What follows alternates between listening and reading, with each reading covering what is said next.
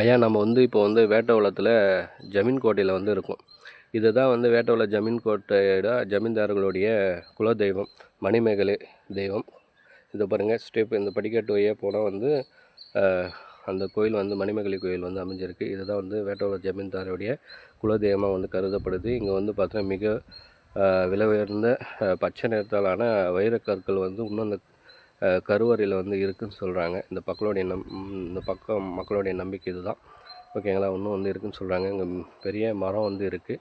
ஓகேங்களா, பாருங்கள், இதை சுற்றி மலைக்காடுகளாக அமைஞ்சிருக்கு. அதே போல் பார்த்தீங்கன்னா இது ஒரு கிணறு. இந்த கிணத்துல பார்த்தோன்னா இன்னும் தண்ணி வற்றாமல் தண்ணி இருந்துகிட்டே இருக்குது. அதே போல் இந்த தண்ணியோடைய டேஸ்ட் ரொம்ப மிக ஒரு அருமையாகவும் இருக்குது. ஏன் அப்படின்னு பார்த்தோன்னா, இங்கே வள்ளலார் தங்கிட்டு போனார். அப்போ போகிறப்போ அவருடைய கையால் இந்த கொஞ்சம் திருநூறை அந்த கிணத்து உள்ளே போட்டுட்டு போனார். அதால் இன்னும் இந்த கிணத்துல வற்றாத நதி தண்ணி இருந்துகிட்டே இருக்குது.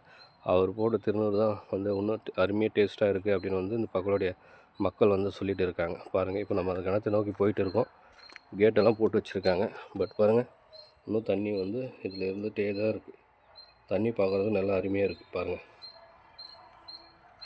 ஓகேங்களா. இதை சுற்றி கோட்டைகளெல்லாம் அமைஞ்சிருக்கு.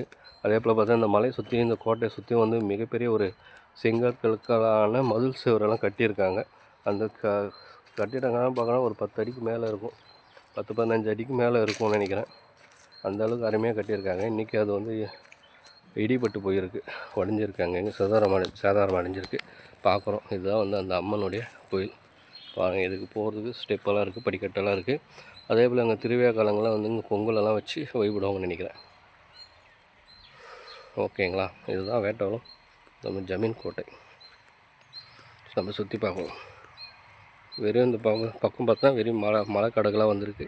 இது திருவண்ணாமலை டிஸ்ட்ரிக். ஓகேங்களா, திருவண்ணாமலை டிஸ்ட்ரிக். இது கீழ்பெண்ணாத்தூர் வட்டம். அதே போல் இந்த சைட்லேருந்து விழுப்புரம் சைட்லேருந்து வரலாம். திருவண்ணாமலைக்கும் விழுப்புரத்துக்கும் நடுவில் தான் இந்த ஜமீன் வேட்டவலம் அமைஞ்சிருக்கு. ஜமீன் கோட்டை இருக்குது. ஓகேங்களா, இன்னும் வேட்டவலத்தில் ஜமீன்தார்கள் வாழ்ந்துட்டு தான் இருக்காங்க. அவங்களுடைய தலைமுறை 9வது 10வது தலைமுறை ஜமீன்தார்கள் இன்னும் இந்த வேட்டவலத்தில் வாழ்ந்துட்டு இருக்காங்க. இன்னும் பூஜை கூட பண்ணிட்டு தான் இருக்காங்க.